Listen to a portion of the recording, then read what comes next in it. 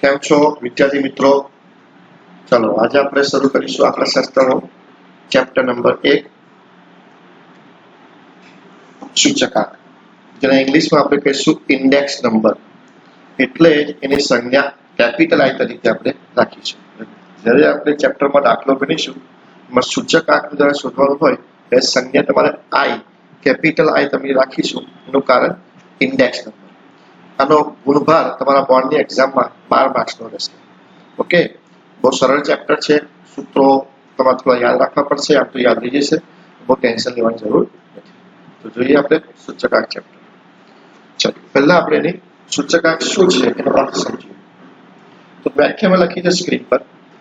સાપેક્ષ ફેરફાર એની વ્યાખ્યા કોઈ ચલ રાશિના બે જુદા જુદા સમયના મૂલ્યમાં થતા ફેરફારના ગુણોત્તરને સાપેક્ષ ફેરફાર કહે છે.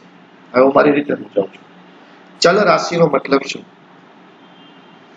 જેનું મૂલ્ય એકમે બદલાય એ ચલ રાશિ કહેવાય.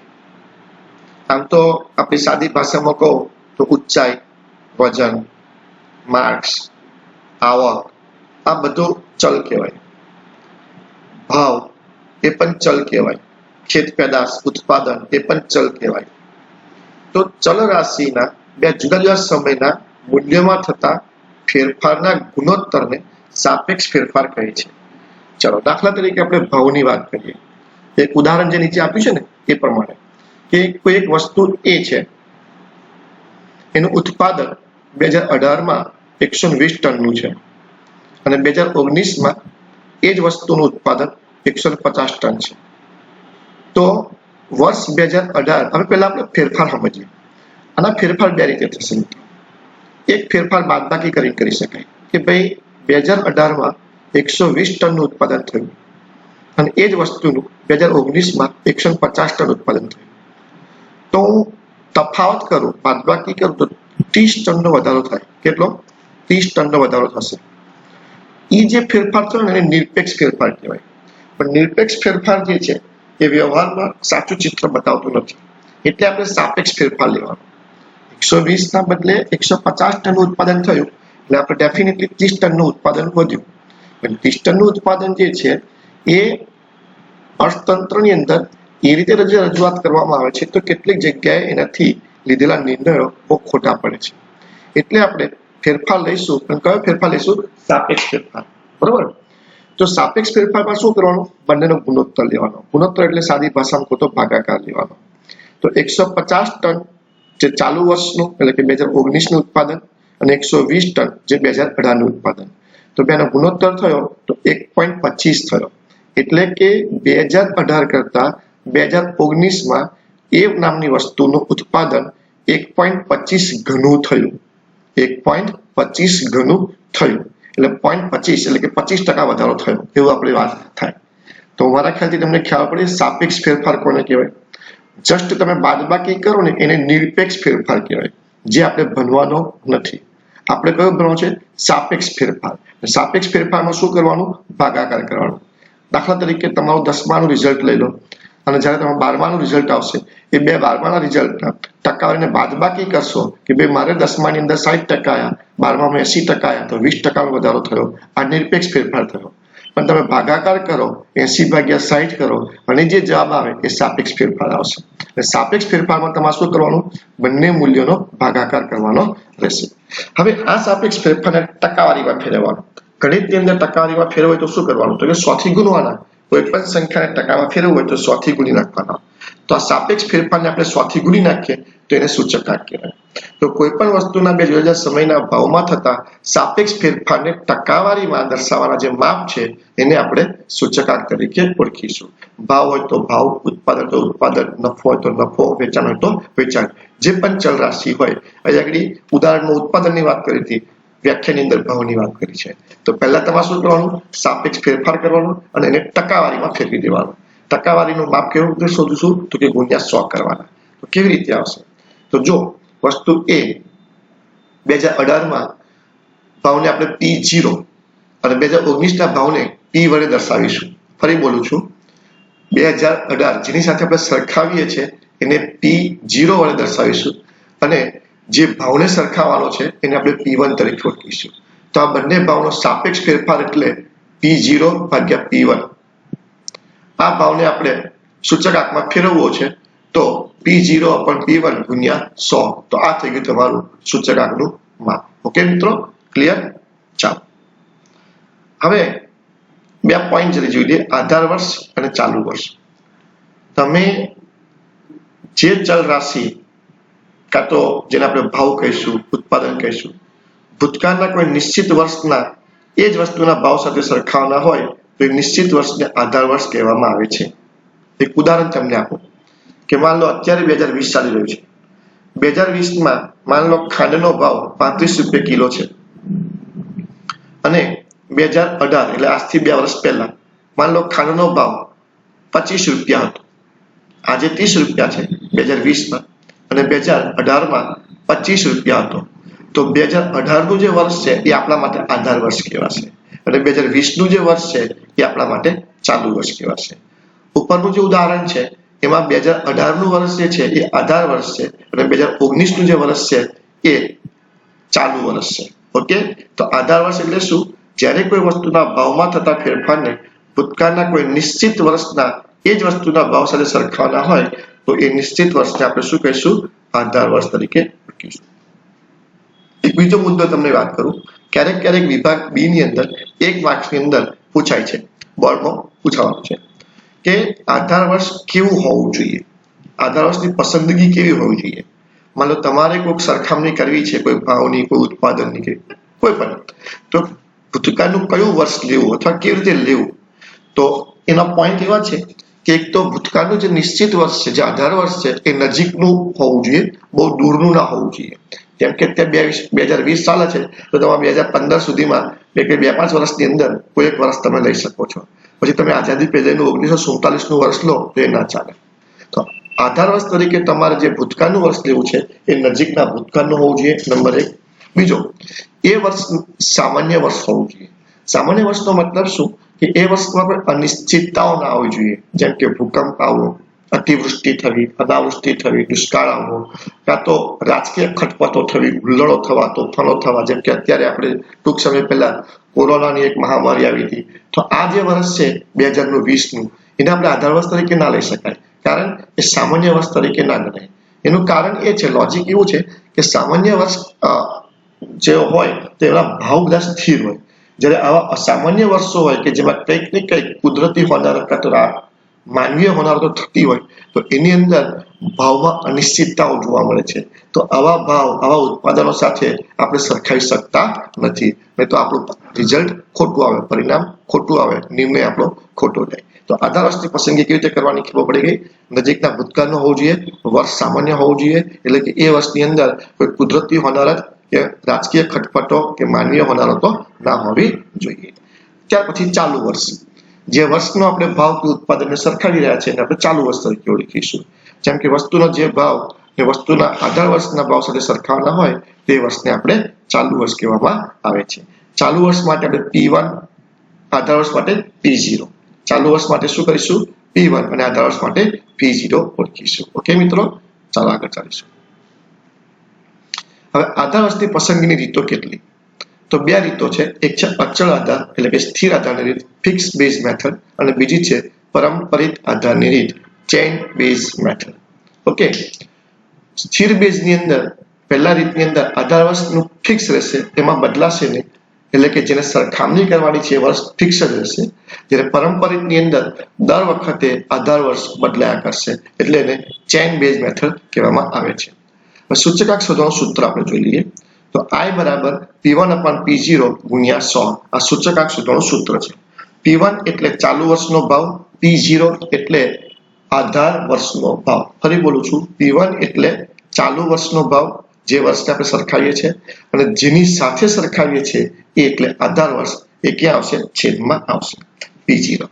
ઓકે, P એટલે પ્રાઇસ, એટલે આપણે ભાવ તરીકે P ને લઈશું. કદાચ કોઈ ઉત્પાદન વાળો દાખલો હોય, કોઈ જથ્થા વાળો દાખલો હોય તો તમે એને Q તરીકે પણ લઈ શકો છો. Q એટલે ક્વોન્ટિટી, તો Q1 upon Q0 છેદમાં ગુણ્યા 100. તો આમાં Q1 એટલે ચાલુ વર્ષનો જથ્થો, Q0 એટલે આધાર વર્ષનો જથ્થો. છતાંય તમને કહું છું, ઉત્પાદન કે જથ્થાનો દાખલો હોય તમે બાય મિસ્ટેક P1/P0 લખી નાખશો તો એ તમારા માર્ક્સ કપાશે નહીં, તમને પૂરેપૂરા બોર્ડમાંથી પણ માર્ક્સ મળી જશે. એટલે આમ તો આપણે સૂત્ર યાદ રાખવાનું છે P1/P0 ગુણ્યા 100, પણ કદાચ તમે Q1 Q0 લખશો તો પણ ચાલશે, પણ વધારે આપણે વધારે જો ઉપયોગ કરીશું તો P1/P0 નો ઉપયોગ કરીશું. P1 એટલે ચાલુ વર્ષનો ભાવ અને P0 એટલે આધાર વર્ષનો ભાવ. ઓકે, તો આપણે આગળ જઈએ, એક દાખલો જોઈ લઈએ. અત્યારે જે સૂત્ર ભણ્યા P1/P0 ગુણ્યા 100 સૂચકાંક I શોધવાનો દાખલો, ઇન્ડેક્સ નંબર, તો એક દાખલો જોઈએ.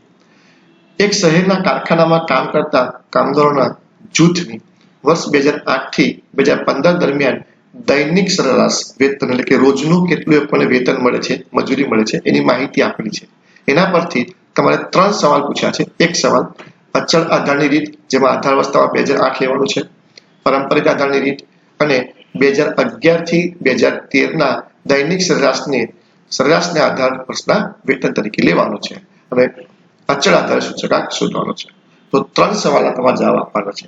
તમે ત્રણેય માટે 3 કોષ્ટક અલગ અલગ પણ બનાવી શકો છો અથવા તો ત્રણેયનું કમ્બાઈન પણ કરી શકો છો. હું તમને એક જ ટેબલમાં ત્રણેય કરાવી દઈશ અને તમે પરીક્ષામાં પણ એ રજૂઆત કરી શકો છો. ઓકે, તો તમને 2008 થી લઈને 2015 ના દૈનિક સરેરાશ વેતન આપેલો છે ₹275, ₹284, ₹289, ₹297, ₹313, ₹398, ₹345. ઓકે, તો આનો આપણે ડાયરેક્ટ જવાબ સમજાવું છું.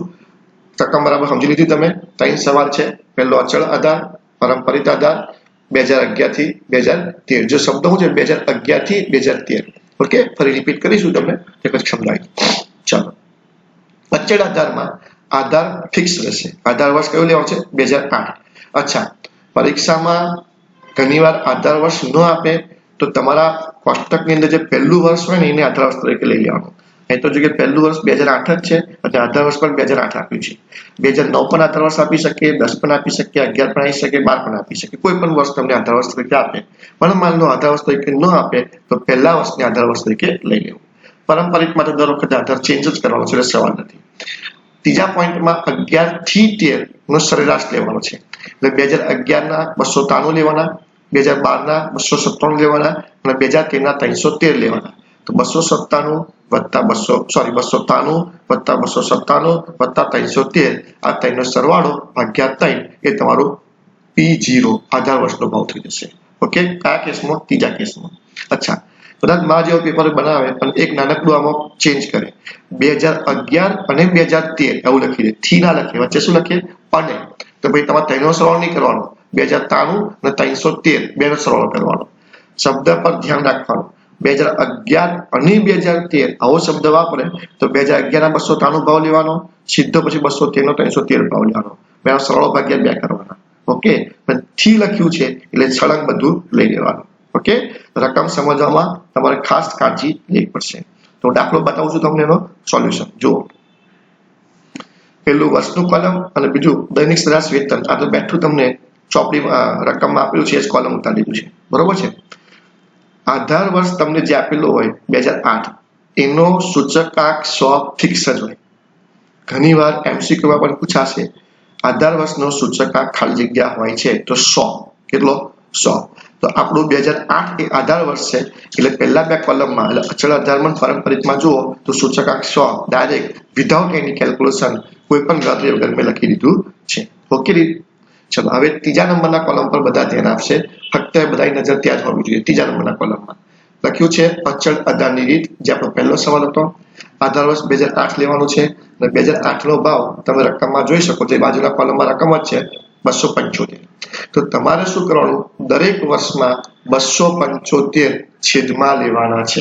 અચ્છા, તમને કોઈ વખત એવું થાય કે સર 2008 નું 100 કેવી રીતે આવ્યા? તો એ તમને હું લખી દઉં અથવા સમજાવી દઉં.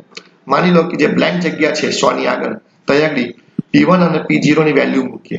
P1 એટલે ચાલુ વર્ષનો ભાવ. હવે 2008 નો જ્યારે સૂચકાંક શોધતા હોય તો ચાલુ વર્ષ કયું કહેવાય? 2008 એટલે 275 આવે. P0 એટલે કે આધાર વર્ષનો સૂચકાંક, એ તો આપણે રકમમાં જ કીધું છે 275. તો 275 P1 છેદમાં 275 P0 ગુણ્યા 100. તો કેટલા આવશે જવાબ? 275 ઉપડી જશે, 1 ગુણ્યા 100 એટલે જવાબ 100 આવશે. બરાબર. તમે આ રીતે કેલ્ક્યુલેશન બતાવશો તો એ ચાલશે, નહીં બતાવો ડાયરેક્ટ 100 મૂકશો તો પણ ચાલશે. ફરી રિપીટ કરી દઉં 2008 નો સૂચકાંક 100 કેવી રીતે આવ્યો ફરી બોલી દઉં છું 275 P1 એટલે કે ચાલુ વર્ષનો ભાવ અથવા વેતન P0 એ આધાર વર્ષનું વેતન 275 એટલે બંને સેમ જ છે એટલે બંને એક થઈ જશે ગુણ્યા 100 એટલે જવાબ 100 આવશે હવે 2009 થી ચાલુ કરીએ 2009 એટલે ચાલુ વર્ષનું વેતન કેટલું તો કે 284 આધાર વર્ષનું વેતન ફિક્સ જ છે 275 ગુણ્યા 100 તો 284 છેદમાં 275 ગુણ્યા 100 103.27 2010 ની અંદર ચાલુ વર્ષનું કેટલું લઈશું 289 275 તો છેદમાં ફિક્સ જ છે ગુણ્યા 100 2011 માં 293 છેદમાં 275 ગુણ્યા 100 2012 માં 297 છેદમાં 275 ગુણ્યા 100 એટલે દરેક વખતે અંશ બદલાશે ચાલુ વર્ષનું વેતન મૂકતું જવાનું ભાવ હોય તો ભાવ મૂકતું જવાનું ઉત્પાદન મૂકતું જવાનું છેદમાં આધાર વર્ષનું જે આપેલું હોય છેદમાં એ દાખશે ગુણ્યા 100 જવાબ આવશે તો સમજણ પડી કે અચળ આધારની રીતથી કેવી રીતે સૂચકાંક શોધવાનો ઓકે ચલો હવે જોઈએ પારંપરિકની અંદર સૂત્ર કેવું છે જે અંદર આપ્યું છે ચાલુ વર્ષનું વેતન છેદમાં અગાઉના વર્ષનું વેતન ઓકે ચલો પહેલા વસ્તુ તો 100 મૂકી દેવાનું તમોદા સાહેબ કેવી રીતે 100 મૂકવાનું તો ચાલુ વર્ષનું વેતન 275 હવે અગાઉનું વર્ષ 2007 થાય 2007 તો કોઈ ડેટા જ નથી આપ્યો તેને આપણે 275 માની લેવાનું 275 ઉડી જશે ગુણ્યા 100 એટલે 100 આવી જશે જો કે એમાં ગણતરી નહીં કરો તો પણ ચાલશે ચલો હવે કાઢી રાખીશું 2009 માટે ચાલુ વર્ષનું વેતન 284 અગાઉના વર્ષનું કેટલું થશે 275 એટલે 284 ભાગ્યા 275 ગુણ્યા 100 એટલે 103.27 2010 માટે ચાલુ વર્ષનું વેતન 289 પણ અગાઉનું વર્ષ હવે 2010 માટે અગાઉનું વર્ષ કેવું થાય 2009 એટલે 284 આવશે 2009 નું વેતન એટલે 284 ગુણ્યા 100 2011 માટે શું કરશો તો કે ચાલુ વર્ષનું 293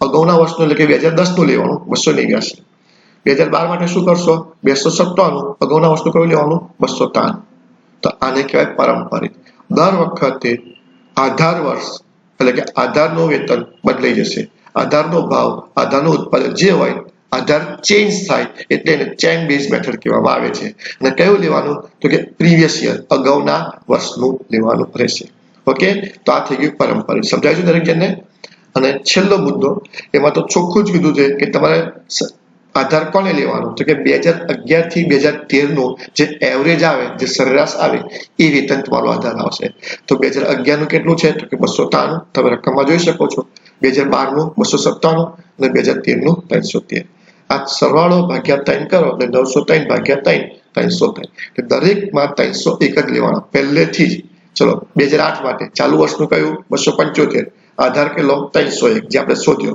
ગુણ્યા 100 2009 માટે 284 ચાલુ વર્ષ ભાગ્યા આધાર કેટલો 301 પછી 289 આધાર કેટલો 301 બસ આધાર ફિક્સ થઈ ગયો પછી એનો અંશ ખાલી બદલાય કરશે છેદ તો એનો એ થશે તો આ આપણો દાખલો પૂરો થઈ ગયો તો આ રીતે તમને અચળ આધારની રીતે પારંપરિકની રીતે અને અન્ય કોઈ સરેરાશની રીતે તમને સૂચકાંક શોધવાનું પૂછે તો આ રીતે તમારે દાખલો કરવાનો રહેશે ઓકે મિત્રો પછી તમને હોમવર્કમાં બીજા આવા દાખલાઓ આપું છું આઈ હોપ કે તમે સારી રીતે ગણી શકશો તો આપણે આગળ ચાલીએ